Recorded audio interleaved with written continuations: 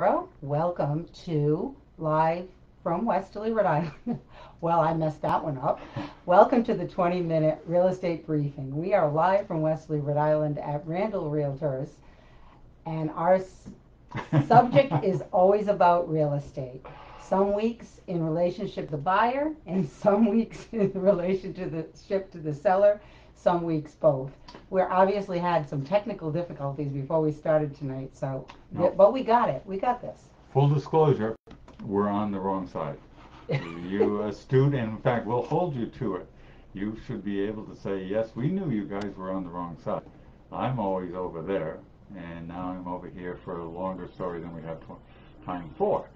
So bear with us, because this is the 20-minute real estate briefing, so we will talk about real estate from the perspective of a buyer and a seller, and all Didn't I kinds already of say that? interesting things. I think you did, but Yeah. that's usually my thing. Oh, I say something about how much information there is in the world, Mm-hmm. Yes. and how it's available to any buyer and seller who wants to be a savvy seller or a smart buyer. That's right. Why am I talking to you? I don't know. You're supposed to be talking to them. Well, it's true, but this is different.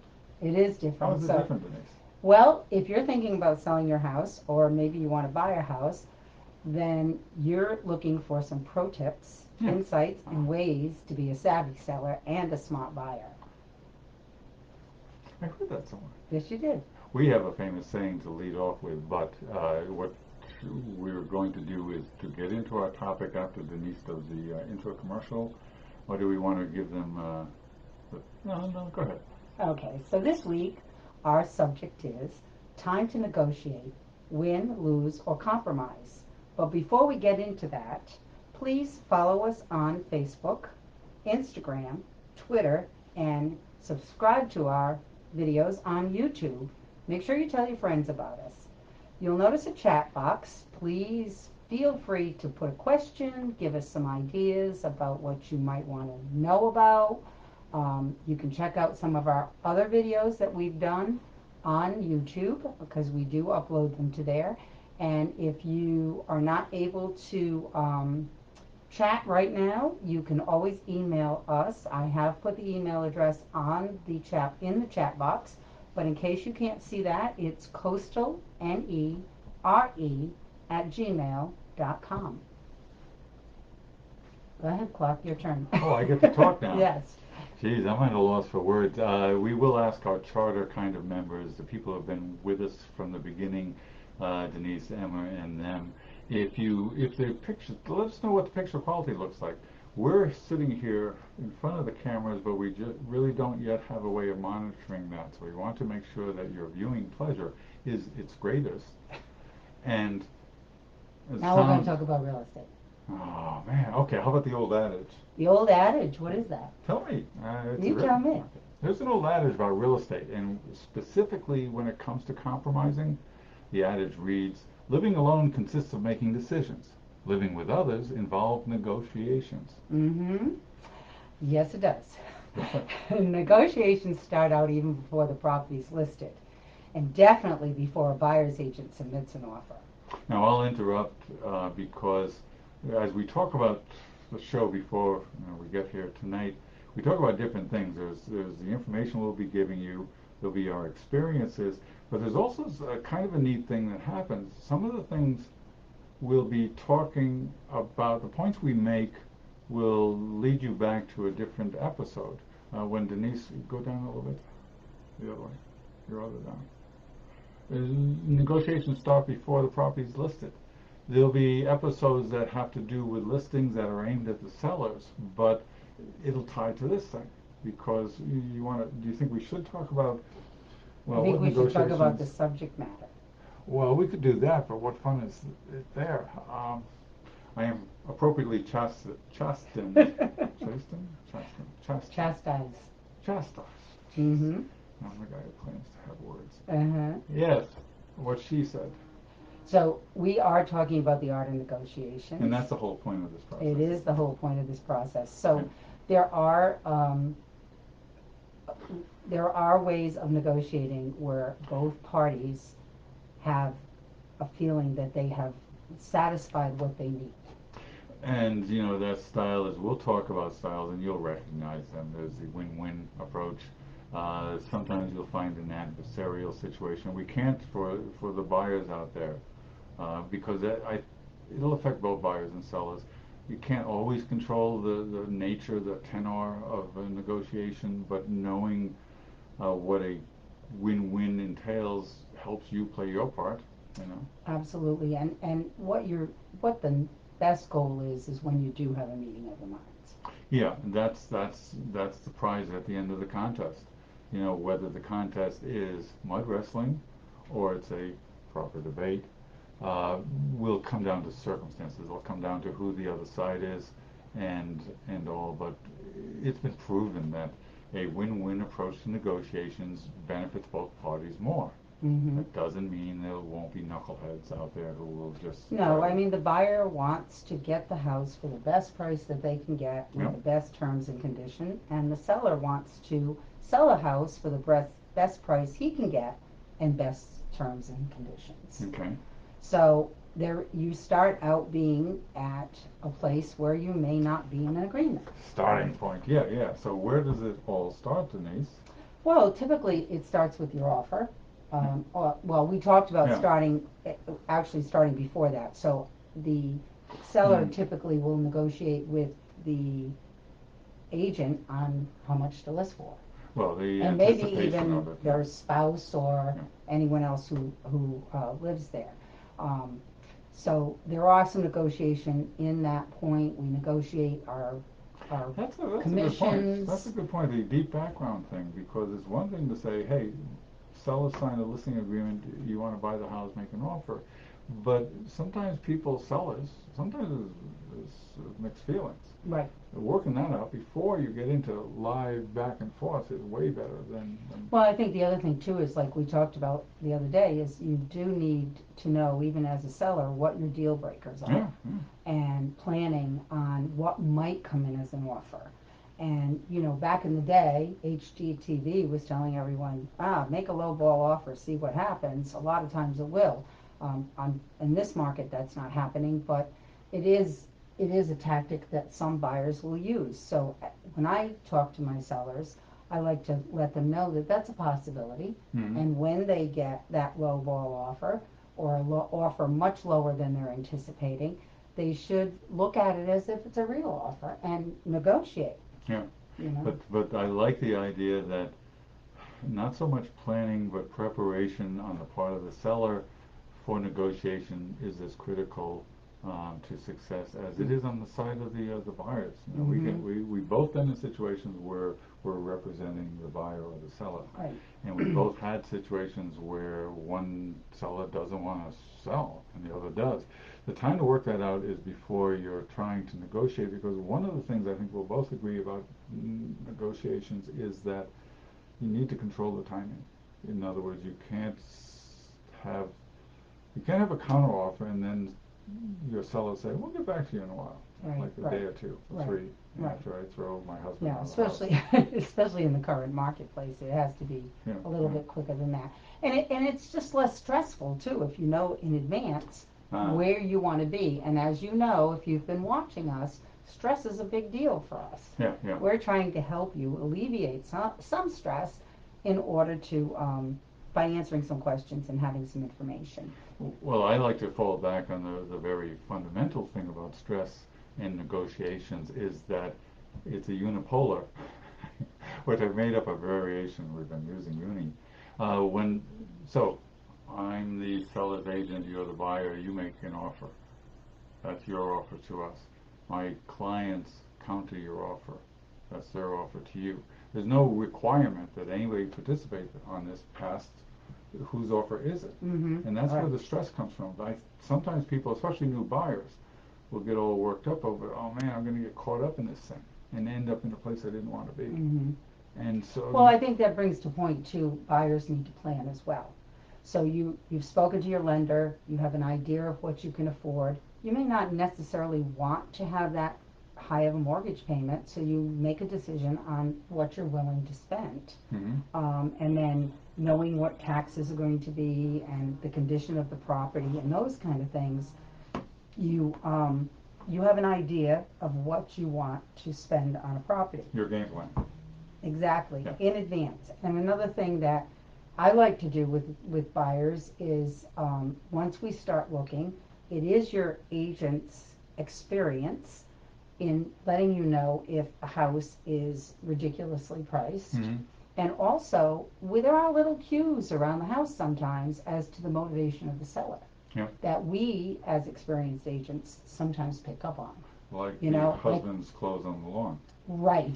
That sometimes occurs. Or, you know, they've packed everything in the kitchen and they're eating on a card table. That's right. We know that they probably need to move soon. So there are some indications of whether or not the motivation is there.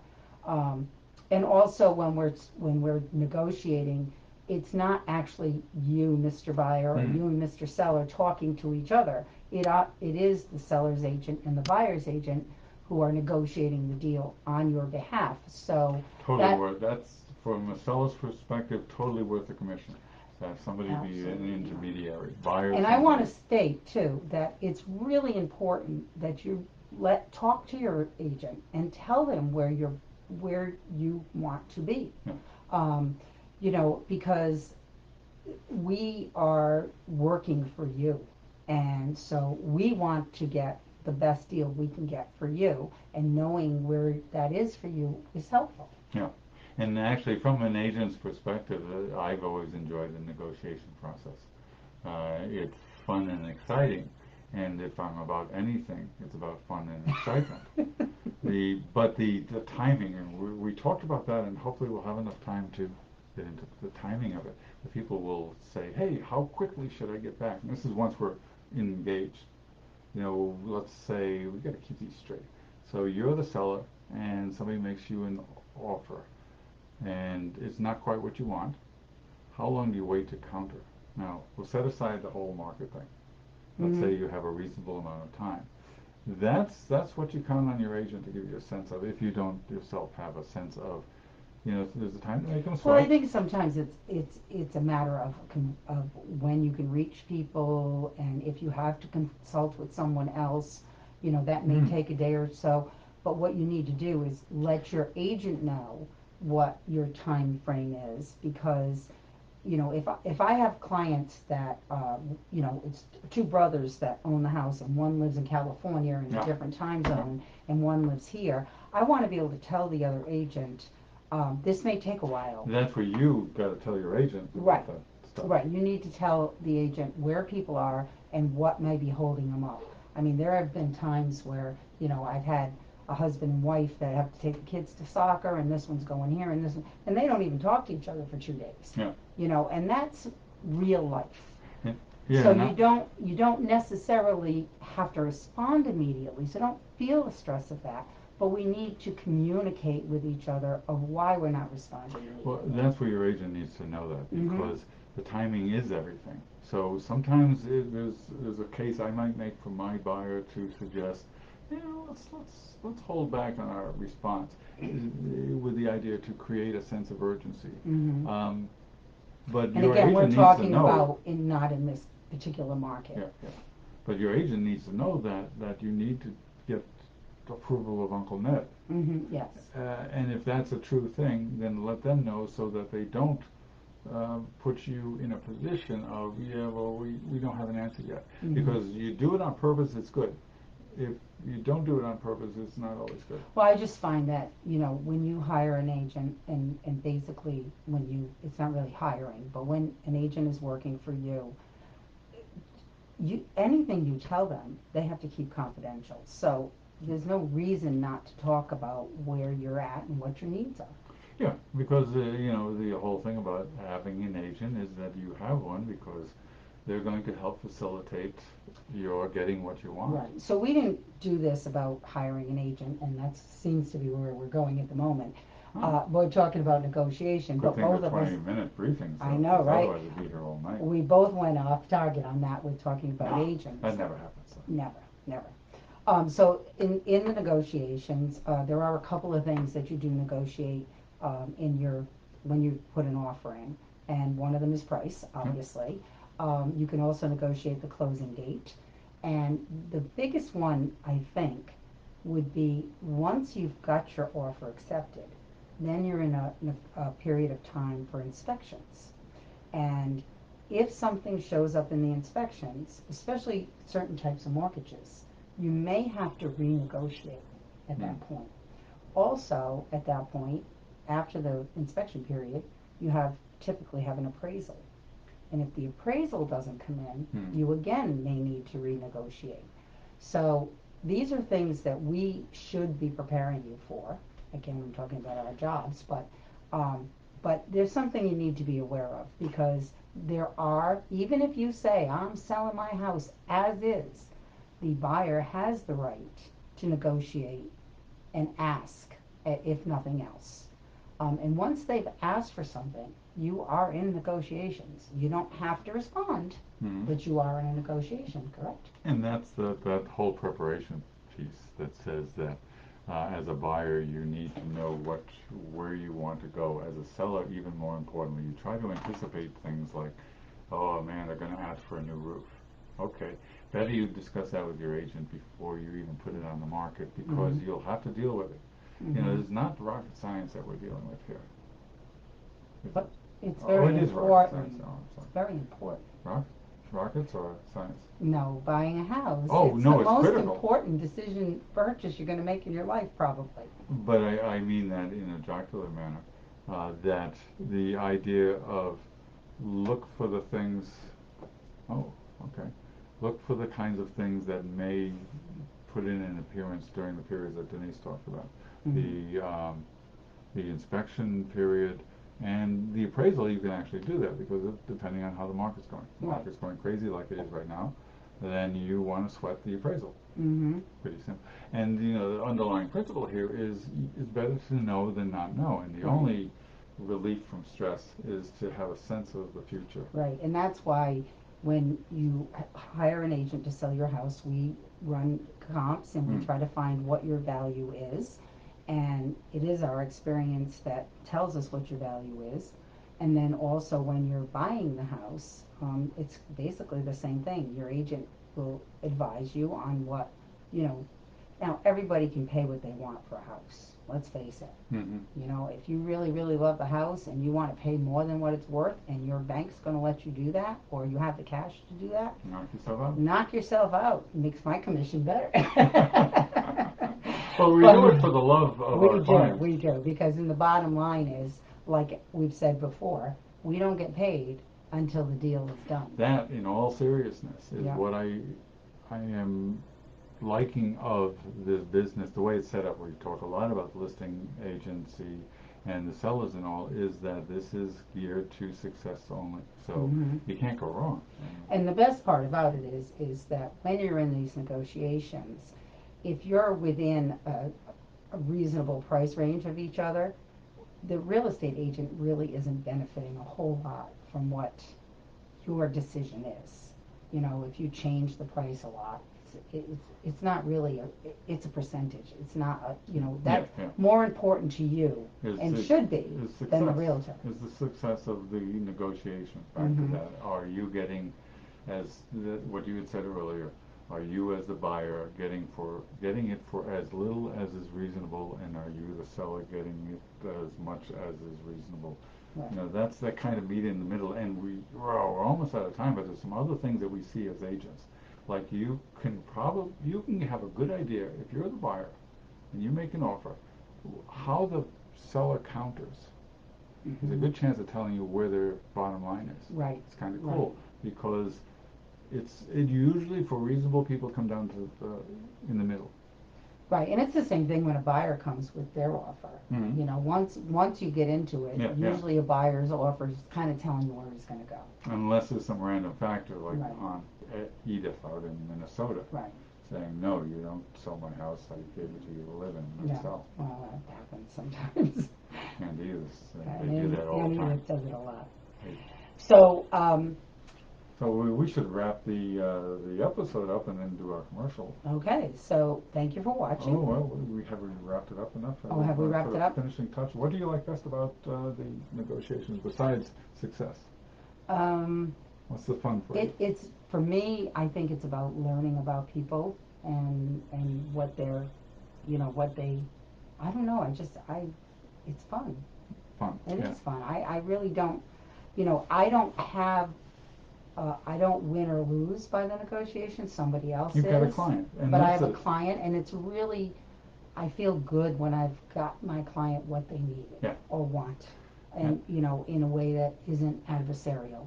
And I think that sometimes it doesn't work that way. Sometimes it is a bit, but As an that's on agent, my yeah. shoulders. Yeah. I don't want to put it on yours. But as an agent with clients that you're not winning or losing as much as you're serving your clients' interests Right.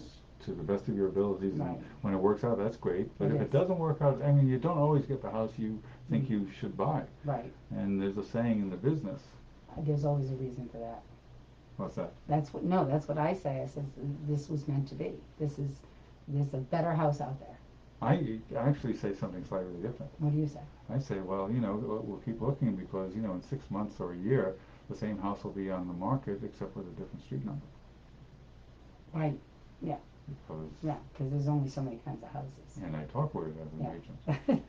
Let's All right. So thank you for watching. Yeah. We are here every Wednesday night at 5:30. Different topic, but always about real estate. Yeah. We upload our videos to YouTube, so please go there and subscribe, and you can check out our other videos.